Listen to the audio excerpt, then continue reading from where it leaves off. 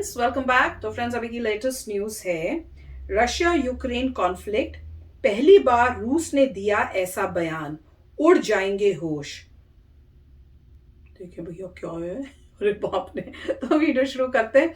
Video शुरू करने से पहले अगर आप चैनल पर नए हो और आपने अभी तक सब्सक्राइब नहीं किया तो जल्दी से पहले सब्सक्राइब के बटन और बेल आइकन को क्लिक कर लो ताकि आपको हमारे सारे न्यू वीडियोस के नोटिफिकेशन मिल जाए जैसे हम अपलोड करें। अगर आपको वीडियो पसंद आता है प्लीज लाइक एंड शेयर। चलिए शुरू करते हैं। भारत में रूस के राजदूत रोमान बाबुश्किन ने एक बड़ा बयान दिया है। रशिया के उन्होंने यूक्रेन पर भारतीय छात्रों को परेशान करने का आरोप लगाया है और कहा है कि यूक्रेन में सैनिक विदेशी छात्रों को मानव ढाल की तरह इस्तेमाल कर रहे हैं। Related to the Indian students, so it would be very interesting to hear from them their impressions, what they what they witnessed and what they saw, what they suffered when they were humiliated at the Polish-Ukrainian border.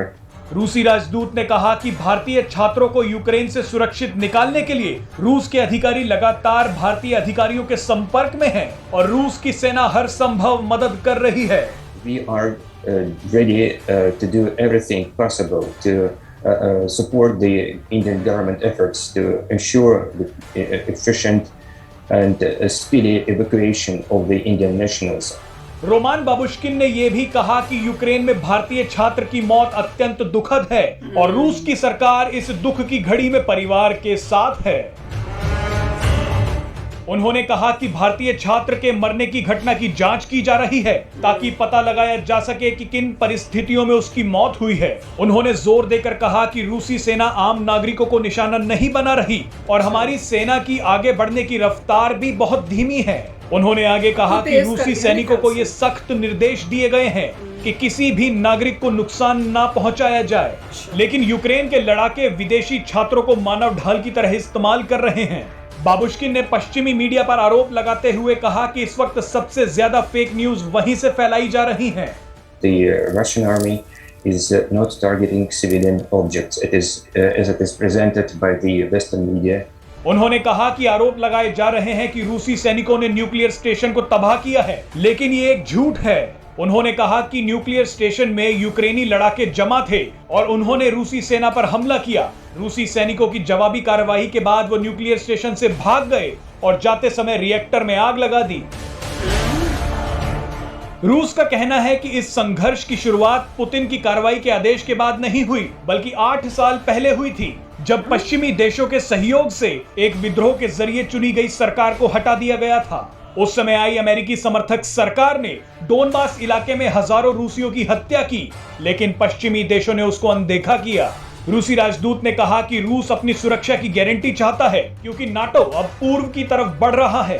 Babushkin ने आर्थिक प्रतिबंधों के बारे में कहा कि रूस ने ऐसे प्रतिबंध पहले भी झेले हैं और उन्हें इन परिस्थितियों की आदत है, लेकिन आर्थिक गतिविधियों के अलावा रूसी कलाकारों, खिलाड़ियों और एयरलाइंस पर भी प्रतिबंध लगाना पश्चिमी देशों की नीयत बताता है।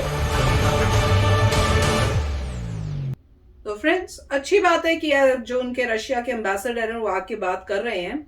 मुझे इसमें ये बहुत अच्छी बात लगी कि हम हेल्प कर रहे हैं, इंडिया की जो स्टूडेंट्स हैं उनको हेल्प करेंगे आने में। मेरे ख्याल से ऐसे यूक्रेन वालों जो हैं उनकी साइड से भी इस टाइप का कुछ आना चाहिए था। आ चुका है। आया है? अच्छा, मैंने नहीं, वो हमने देखा नहीं। और दूसरा जो है, जो स्टूडेंट से बात की थी तो स्टूडेंट्स ने खुद कहा था कि ऐसी बात नहीं है कि हमें ह्यूमन शील्ड बनाया जा रहा है। तो हमने कुछ, अगर आप हमारे पीछे वीडियोस देखेंगे तो उनमें स्टूडेंट्स की उसमें है, और स्टूडेंट से जो बात की थी उन्होंने कहा था नहीं, हमें कोई ह्यूमन शील्ड वगैरह नहीं बनाया। नहीं, पर उन्होंने ये बोला था, हमने पूरी वीडियो नहीं देखी थी तो मैंने उसके बाद अकेले देखी थी, तो हस्बैंड में तो देखी नहीं है। उसमें एक दो स्टूडेंट्स ने ये भी बोला था कि हमको, उन्होंने ये कहा था कि तुम जा रहे हो, जाने की जगह तुम हमारे साथ ज्वाइन करके हमारे साथ लड़ो। मगर ह्यूमन शील्ड वाली हाँ, बात पर ये नहीं है कि उसके बाद उन्होंने कहा था कि हम क्यों करें भैया, उस टाइप से कुछ बोला होगा, कुछ होगा, तो उसके बाद मतलब उनको जाने दिया था। तो वो एज अ मेरे ख्याल से डेस्परेशन भी बोल सकते हो कि आपको बोल रहे हो कि आप ज्वाइन करो, और इंडियंस का होगा कि भैया तुम, अब तुम्हारी फाइट है भाई, हम क्यों करें। और वो आए एज अ स्टूडेंट है भाई, उनका तो ना कोई लेना देना नहीं, इंडियंस का क्या लेना देना इस लड़ाई के बीच में। ये बात अलग है कि उनको बोलना ही नहीं चाहिए था भैया, जो बच्चा स्टूडेंट यहाँ खड़ा है, मतलब वो फाइट में नहीं आना चाहता है, तो आप अपने लोगों को जिनको भेज रहे हो, और अगर यंगस्टर्स जा रहे हैं लड़के, तो उनको आप बोलो कि भाई लड़ाई में लगो। आप इनको क्यों इस टाइप से करके ऐसी पोजीशन में डाल रहे हो कि भैया वो उनको लगे कि अगर हम ना बोल देंगे तो हमें क्रॉस नहीं करने देंगे। वो भी गलत बात थी। पर ये है कि एक और ओपन एंगल से भी सोचना चाहिए कि देखो दोनों साइड, यूक्रेन और रशिया, वो अपनी एंगल से दिखाएंगे कि हम अच्छे हैं, इंडियंस को इन्होंने किया है, हम अच्छे हैं, इंडियंस ने इसको किया है। तो इंडिया को स्टैंड न्यूट्रल ही रखना चाहिए, क्योंकि हमारे स्टूडेंट्स वहां पे जो है वो बहुत मुसीबत में है। हम किसी की साइड लेंगे तो दूसरे लोग जो है वो एजिटेटेड हो जाएंगे और वो ये कुछ ऐसी हरकतें करेंगे गुस्से में। वही हुआ कि यूक्रेन की कई बार ऐसा न्यूज भी सुनने को मिलती है कि सुनने में ये आता है कि यूक्रेन के लोग जो है वो इसलिए भड़के हुए कि इंडिया ने उनका साथ नहीं दिया। तो वो हो जाता है ना। तो उसी तरह से रशिया भी तो सोच सकता है कि भैया तुमने हमारे फेवर में नहीं किया। तो इंडिया को बहुत केयरफुली जो है स्टैंड लेना है, क्योंकि हमारा पर्पस है कि हमारे इंडियन स्टूडेंट्स, हमारे इंडियंस जल्दी से निकले with help of both parties. Ukraine से भी हमारे आराम से निकले यूक्रेन की हेल्प से, और जो रशिया डोमिनेटेड एरिया है वहां से रशिया से भी निकले। तो इंडिया बहुत ही मतलब सूझबूझ से ये काम कर रहा है। गुड रिलेशनशिप्स रखे हुए हैं पुतिन के साथ भी, जिसकी वजह से एम्बेसडर ने आके बोला है कि भैया हम हेल्प करेंगे, और उसी वे से यूक्रेन से भी हेल्प होके वो निकल रहे हैं। तो दैट इज वेरी गुड। अब इनके बीच में क्या हो रहा है उसमें अब हम पढ़ना नहीं चाहते, क्योंकि भैया दिस इज गोइंग बियॉन्ड। क्योंकि जिस तरह से होता जा रहा है, इधर से स्टोरी आ रही है, उधर से स्टोरी, ये अपनी पास्ट बता रहे हैं, यूक्रेन अपना बता रहा है। तो अब इनकी अपनी लड़ाई है भैया, जो स्ट्रांग है वो जीतेगा ही जीतेगा। अब आपके क्या हुआ क्या नहीं हुआ, पास्ट में हुआ, प्रेजेंट में क्या हो रहा है, अब वो तो आपको ही देखना पड़ेगा, क्या सच क्या झूठ हम क्या बोल सकते हैं। देखिए हर साइड जो है अपनी बताएगी स्टोरी। बिल्कुल। इन्होंने कहा है कि यूक्रेन घपला कर रहा है, यूक्रेन जो है ह्यूमन शील्ड बना रहा है। हाँ। यूक्रेन कह रहा है कि हम ऐसा कुछ नहीं करे, आप स्टूडेंट से पूछ लीजिए। और स्टूडेंट्स ने ये नहीं कहा कि हमें फोर्स करके जो है शील्ड बना रहे हैं। गवर्नमेंट इंडिया की ने भी बोला कि ये सब फेक न्यूज है। और यूक्रेन ने बोला कि अगर तुम्हें इतना ही था तो तुम्हें अटैक नहीं करना चाहिए था। बच्चे पढ़ रहे थे इंस्टीट्यूशंस में, मेडिकल करने आए, जो भी करने आए, बच्चे पढ़ रहे थे। अगर उससे पहले तो कोई प्रॉब्लम नहीं थी। अगर तुम्हें इतनी परवाह थी बच्चों की कि उनको डिसरप्ट ना हो, तो तुम्हें अटैक नहीं करना चाहिए था।